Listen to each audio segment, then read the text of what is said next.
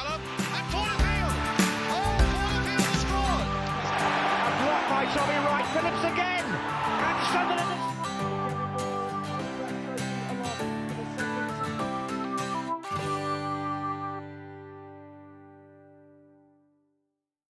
Hello, well, how's everybody getting on? Hope you're alright. So we're back again with another video. Long time no see after this boring, shitty international break, but we're back now for the final 8 games of the season. Starting off with Millwall at the Stadium Light at the weekend. Now, apologies if I sound like I'm talking underwater. I've come back from holiday. I've brought back some kind of lurgy, all bunged up, feel like shit, but we'll plod on. But apologies if I start coughing and sniffling all the way through it. Now a little bit of news first. So KLD has apparently taken out a loan secured against the Stadium Light and the surrounding buildings. Don't know how much it's for, but the loan is taken out with Akira BV. Now interesting enough, I've done a bit of research and it looks like Akira BV is actually owned by Marguerite Lewis Davis, who is of course Kira Louis Davis' mum. Interesting. Seems like he's gone to borrow money from his mum, but not out of a bank, but out of a company instead. Now I don't know what that's all about, but let me know what your thoughts are on that. Seems a little bit strange in my eyes. International duty, so Job played for the under-21s during the week and got an assist. Apparently got some rave reviews for his performances. Chris Rigg played for under-19s and got a goal. Chris Meppen played the full 90 minutes against North Macedonia on Tuesday night. Trey Hume played the first game for Northern Ireland, then returned to Sunderland injured with his hip injury. Apparently he's been playing with it. He's not been trained, just been playing with it. Got too much for him on international duty, and then he's come back to Sunderland. So that is a big worry. And also Elijah Mienda got his first caps for the Spain under-21, so well done to him. So, a bit of a mixed bag on international duty really.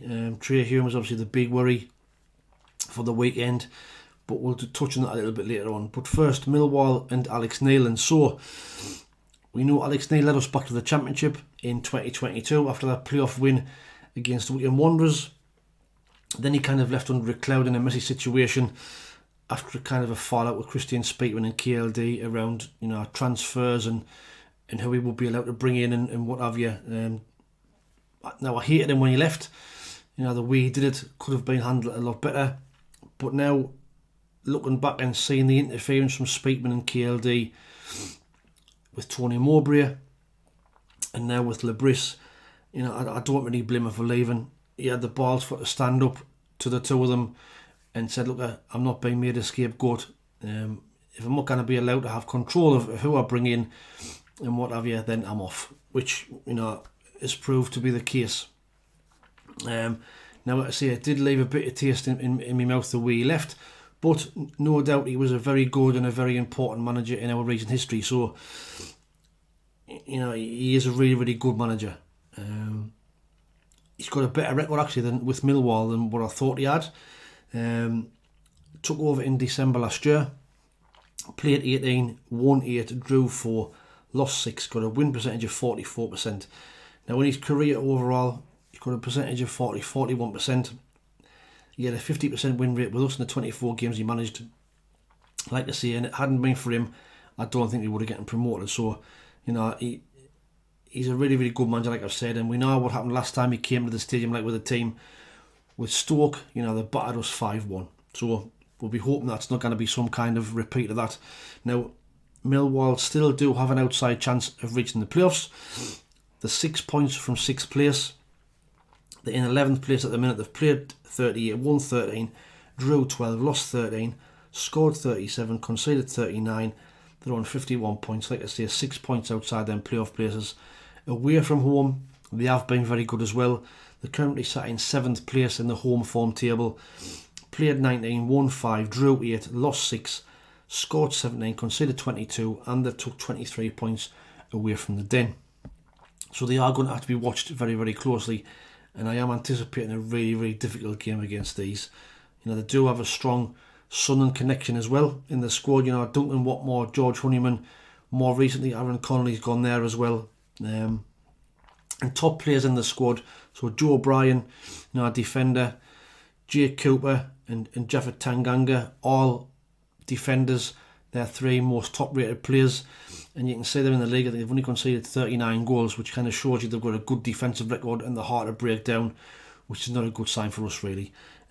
Goals, Mahalo Ivanovic has got 6, Duncan Watmore's got 5, and Romain Esse has got 4 as well. In assists, Femi Assis has got 5, George Honeyman's got 3, and Reece Bangura Williams has also got 3. So like I say, I am expecting a very, very difficult game on Saturday. Anybody expecting them just to lie down and roll over is very much mistaken. Now, it's going to be even more difficult based on our recent form. Our last 10 games has only saw 4 wins, 3 draws and 3 defeats. However, only 2 wins in the last 6 has saw us drop right off any, you know, outside chance that we had of reaching them automatic places. We're now miles off it, you know, and securing this playoff spot is now the biggest priority. You know, we're not guaranteed a playoff spot yet. Yes, it's looking likely, but we're not there yet. You know, now the recent form or recent dip in form has been linked to a number of various things. You know, since Mike Dodds left, we've only won 3 out of the 8 games since he's gone. Now, we knew Dodds was prepping thorough in his preparation for teams that were coming up, and had a game plan for each team that we placed. Now, since that's gone, does that mean that there's nobody doing that? Is Regis Lebris going into games blind, not knowing much about the opposition? So, you know, is it the factor that Dodds has gone? I never thought I'd hear myself say that. It could be a factor that we are suffering since Mike Dodds has left, but it could be a factor. Team selection and tactics have also been shocking recently. You know, Patterson, Rigg, Joe Roberts all playing when they shouldn't have been. Mayenda not playing when he should have been. Shocking transfer windows is my biggest reason personally. You know,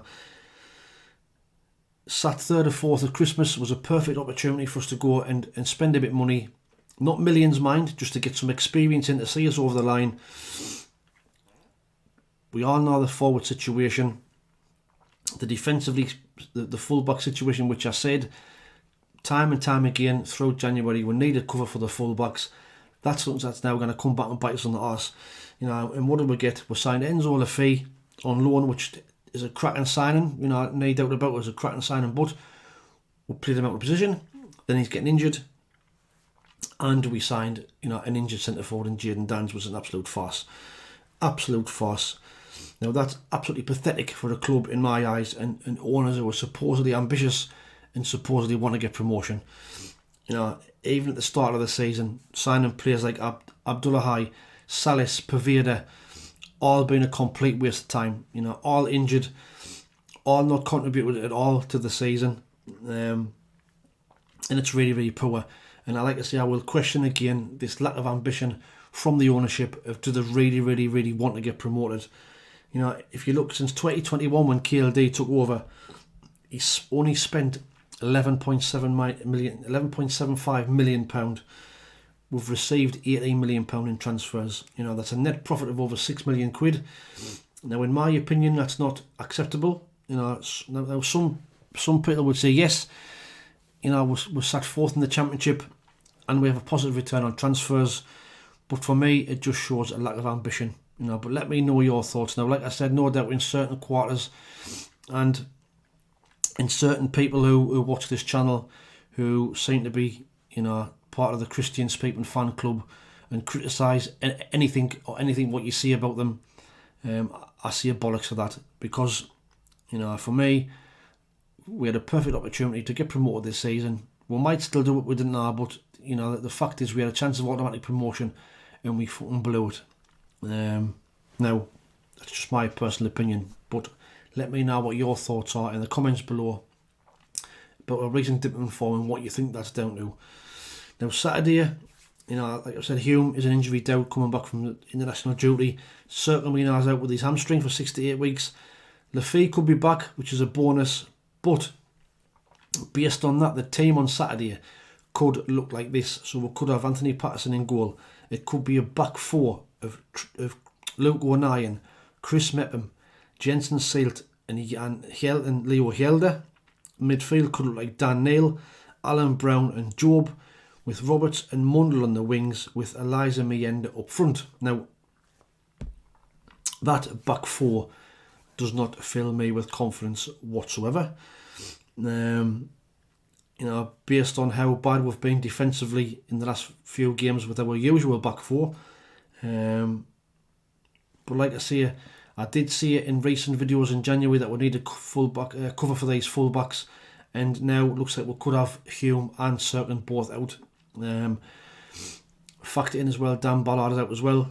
We could end up with a really patched up back four. Once we lost Elise here, we knew Huggins was going to be out for the season. We should have strengthened the full-back area in my eyes. We know Hjelde isn't good enough. We know we had knee cover all for right back, so we are in a really bad situation now defensively.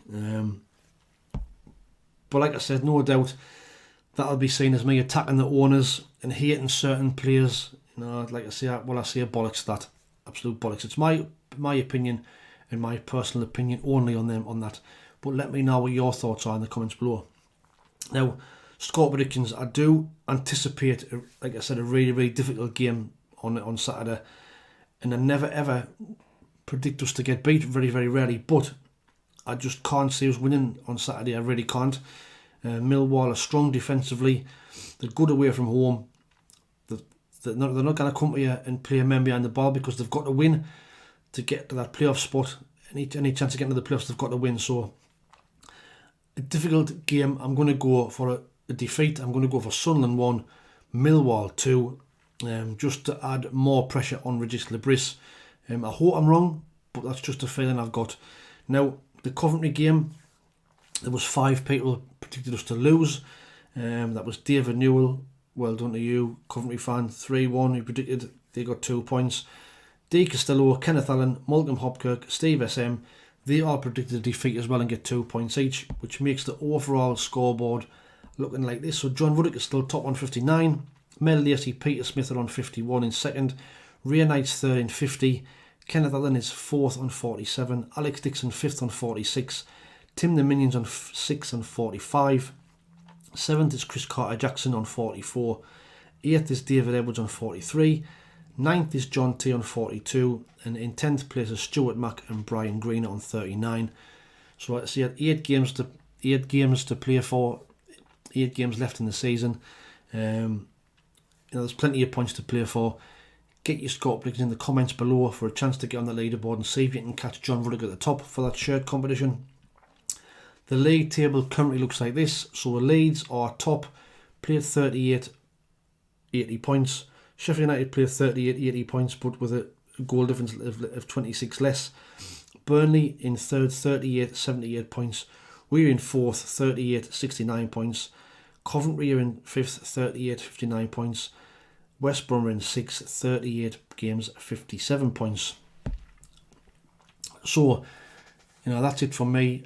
I hope you've enjoyed the video. Like I say, apologies I sound like shite and not my usual self. But if you don't mind, please like, share and subscribe to the channel.